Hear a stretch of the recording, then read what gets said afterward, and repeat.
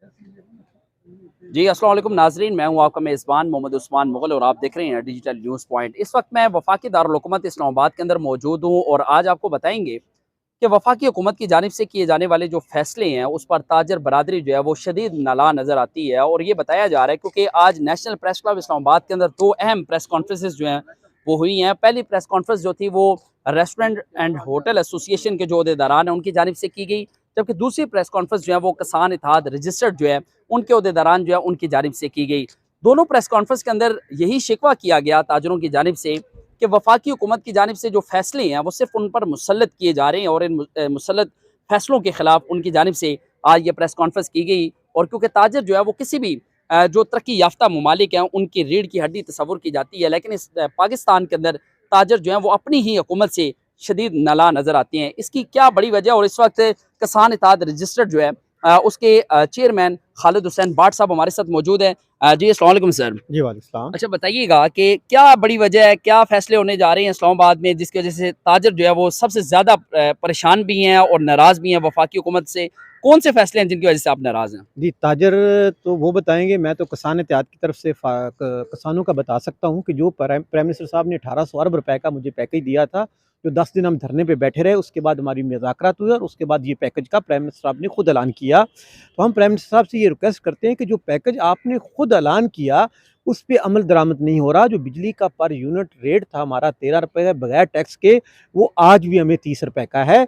इससे हमारा किसान परेशान है गंदम की काश्त में, और जो हमारी गंदम काश्त हुई है उसको पानी के लिए हमें बिजली चाहिए, जिससे हमारे सब टरबाइन और ट्यूबवेल चलने हैं। इससे हमारा बड़ा लॉस हो जाएगा। बराए मेहरबानी जो आपने खुद अपनी ज़मानी पैकेज का ऐलान किया है, उस पे अमल दरामद करवाया जाए। अच्छा बताइएगा, क्योंकि जो किसान है उससे ये अपनी मर्जी के रेट पर जो है वो गंदम भी उठा रहे हैं, लेकिन उसके बावजूद हमने देखा पंजाब के अंदर, सिंध के अंदर, बलूचिस्तान के अंदर, जीबी के अंदर एक बड़ा बुरान जो है उसका खदशा जाहिर किया जा रहा है कि आटे का बुरान आ सकता है। इस हवाले से क्या कहेंगे? देखिए जी, जो चारों सूबाई गवर्नमेंट को जितनी ज़रूरत थी गंदम की, वो पिछले साल जो मेरी गंदम थी, इन्होंने मेरे से 2200 रुपए मन वो टोटल अपनी रिक्वायरमेंट पूरी कर ली थी और अपने पास इन्होंने स्टोर की हुई है।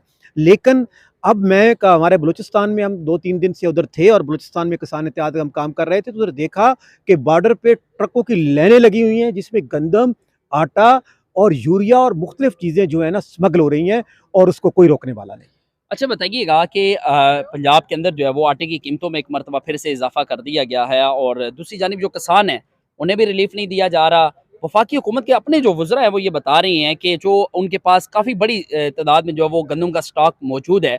उन्होंने ये भी इल्ज़ाम आयद किया कि ये खुद लोग ज़ख़ीरा अंदोज़ी में भी मुलविस हैं। क्या समझते हैं कौन कौन से अनासिर है जो ज़ख़ीरा अंदोज़ी में मुलविस और उनके खिलाफ क्या आप कार्रवाई की क्या अपील करेंगे? देखिए जी, मेरे किसान से तो इन्होंने जो गंदम थी इतनी थी कि हमारे पास 5-10 मन अपने घर में जो रखी थी, वो भी इन्होंने मेरे किसान पे एफआईआर कटवा के उस वक़्त खरीद के अपने स्टोर में कर ली। अब जिनको ये दे रहे हैं, वो ज़ख़ीरा अंदोज़ी वो कर रहे हैं, जिनके पास स्टॉक है वो कर रहे हैं। तो सूबाई गवर्नमेंट, फेडरल गवर्नमेंट का क्या काम है कि उनको गिरफ्तार करे और उनको उनसे वो रिकवरी कराए? ये मेरा काम नहीं। मेरे किसान को तो इन्होंने पहले दिन ही 2200 रुपए में से सारी गंदम खरीद के अपने पास रख ली, और उसके बाद ये सारे ड्रामे हैं, ये सारे माफिया के साथ मिले हैं। आटा भी स्मगल हो रहा है, गंदम भी स्मगल हो रही है और यूरिया खाद भी स्मगल।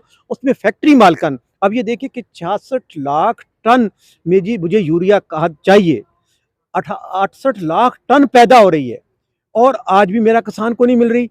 वो फैक्ट्री मालकन, उसको गैस की सब्सिडी मिल रही है, वो अरबों रुपए सस्ती खाद बना के बाहर स्मगल कर रहा है, और मेरा फार्मर उसी तरह ज़िलो ख्वार हो रहा है, किसान ज़िलो ख्वार हो रहा है। अच्छा ये बताइएगा, one unit one price formula जो था उसके ऊपर अमल दरामद होता हुआ दिखाई नहीं दे रहा। आवाज़ बुलंद करने पर आपके खिलाफ इंतकामी कार्रवाइयाँ शुरू कर दी गई हैं, मुकदमात आपके खिलाफ दर्ज करना शुरू कर दी हैं। इसके बाद आपका आगे का जो लाए अमल है वो क्या होगा कि दोबारा आप इस फार्मूले पर अमल दरामद करेंगे कि आप इस्लामाबाद के अंदर जो वो धरना देने की कोई कॉल दें? देखिए जी, हम पहले कोशिश करेंगे कि मुल्क में, हम नहीं चाहते कि कोई अफरा-तफरी हो, लेकिन जब किसान मर रहा है, हम आखिरी टाइम तक प्राइम मिनिस्टर से कोशिश करेंगे कि जो उसने अपनी ज़बान से वादा कर लिया वो पूरा करे।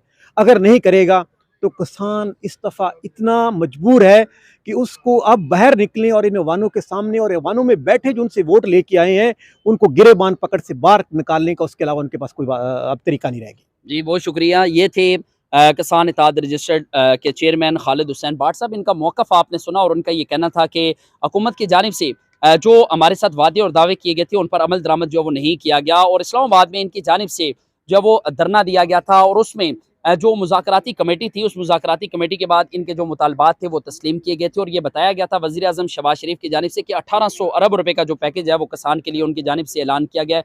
लेकिन इनका ये कहना है कि हमारे मुतालबात जो वो अभी तक तस्लीम नहीं किए गए और वज़ीर आज़म की जानिब से जो ऐलान करदा जो पैकेज था वो भी किसानों को जो वो नहीं दिया जा सका। और उसके बाद उनका ये कहना है कि अब भी अगर हमारे मुतालबात जो हैं वो तस्लीम नहीं किए जाएंगे, उसके बाद दोबारा से ये ऐलान किया जाएगा, दोबारा से वफाकी दारुल हुकूमत इस्लामाबाद के अंदर धरने की जो है वो कॉल दी जाएगी। इस हवाले से मज़ीद भी जो मसाइल हैं और अपने इर्द गिर्द होने वाली जो मुआशरती बुराइयाँ उसे अपने व्लॉग के ज़रिए आपकी गोश गुजार करते रहेंगे। तब तक के लिए अपने मेज़बान मोहम्मद उस्मान मुग़ल को दीजिएगा इजाज़त। अल्लाह ने के मान।